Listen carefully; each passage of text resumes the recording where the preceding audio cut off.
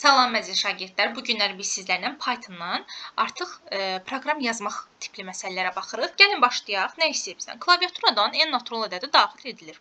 Okay. Bu ədəddən dərhal sonra və əvvəl gələn ədədi onların tək və ya cüt olduğunu təyin edib çapa verən proqramı Python dilində yazın. Məsələn, gəlin bax məsəl üçün yazaq. Tutaq ki, mən daxil edirəm 23. Düzdür? Baxmalıdır ki, 23-dən əvvəl gələn 22-dir, sonra gələn də 24-dür. Bu ədədlər necə ədədlərdir? Cüt ədədlərdir. Proqram mənə cüt ədəddir sözünü çıxartmalıdır, düzdürmü? İndi gəlin, baxın, cədvəldə də göstərib ki, sizə 28 verirəmsə də yazmalıdır ki, 27 və 29 tək ədədlərdir. Sonra 12, məsələn, 13 verirəmsə də 12 və 14 cüt ədədlərdir. Okay. Gəlin bunun kodunu yazaq. Deməli, nə etməliyik? İlk öncə təbii ki, ədədlərimizi daxil eləməliyik. N bərabərdir. Yazıram. Int input mötərizələrimi mütləq şəkildə qoyuram.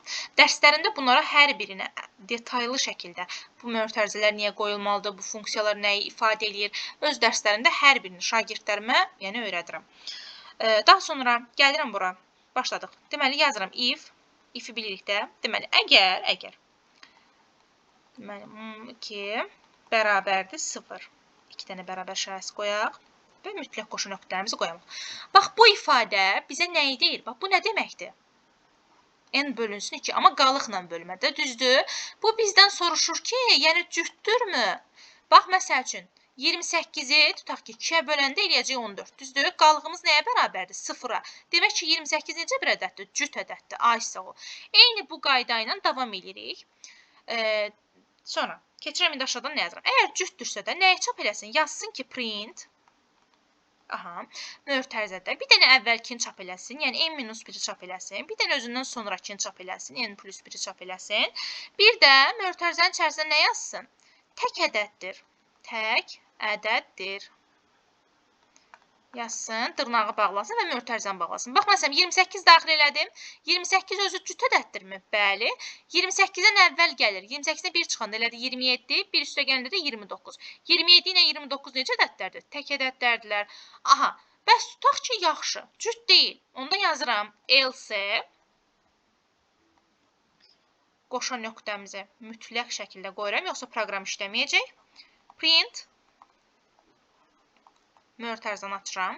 n-1, n+1 dırnağımı açıram, yazıram. Cüt ədəddir. Özünüz yazarsınız. Dırnağı bağlayıram və mötərizəni də bağlayıram. Və salam. İndi siz bu proqramı gedib Python-da yazsaz, özünüz yoxlamaq üçün görəcəksiniz ki, tam ödənir, cavabımıza çıxır. Python qruplarım haqqında məlumat verim. İnşallah, oktyabr ayından başlayacaq Python qruplarım. Sadəcə Python tədris olunacaq. Həftədə 2 dəfə. Ödənişimiz də 50 manat təşkil edəcəkdir. Yazılmaq istəyənlər sırf Python-u öyrənməkdən ötürü, kod yazmağı öyrənməkdən ötürü. Yəni, sadəcə açıq tipli misallara baxasıyıq da biz sizlərlə həmin o dərslərdə. Buyurub müraciət edə bilərsiniz. Sağ olun, təşəkkür edirəm.